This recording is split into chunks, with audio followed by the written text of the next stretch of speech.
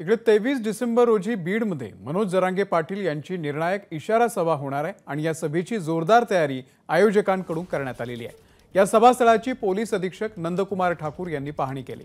या सभेच्या अनुषंगाने वरिष्ठ अधिकाऱ्यांची जिल्हाधिकारी कार्यालयामध्ये बैठकही पार पडली। या बैठकीमध्ये सभेच्या दिवशी वाहतुकीमध्ये बदल करण्यात आलेले आहेत। आढावा घेतलाय गोविंद शेळके यांनी।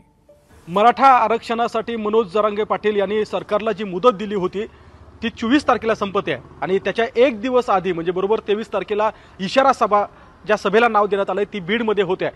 बीड शहरालगत असलेल्या बीड बायपासवरती ही सभा होते आहे। स्वाभाविक आहे की धुळे सोलापूर नॅशनल हायवेच्या रस्त्यालगत ही सभा असल्यामुळे प्रशासनाकडून बंदोबस्तासोबतच वाहतुकी संदर्भात आढावा घेण्यात आला आणि यामध्ये काही वाहतुकीचे बदल करण्यात आलेत।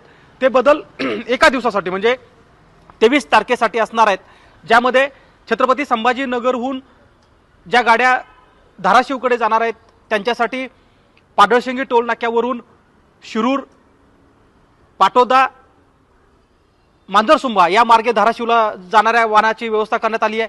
धाराशिवहून छत्रपती संभाजीनगरकडे जाणाऱ्या वाहनांची व्यवस्था ही मांजरसुंब्याहून वळवली जाते आहे। मांजरसुंब्याहून या गाड्या सगळ्या गाड्या पाटोद्याकडे जातील, पाटोद्यावरनं शिरूर, शिरूरवरनं खरवंडी आणि त्या मार्गे पैठण मार्गे छत्रपती संभाजीनगर अशा गाड्या जातील।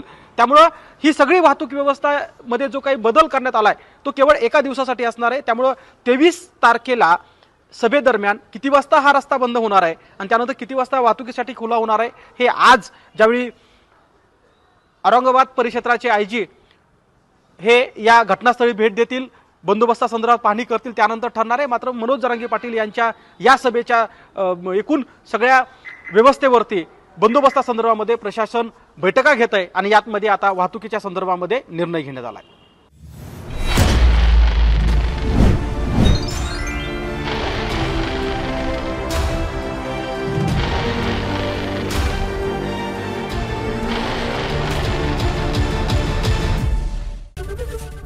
एबीपी माझा, उघडा डोळे बघा नीट।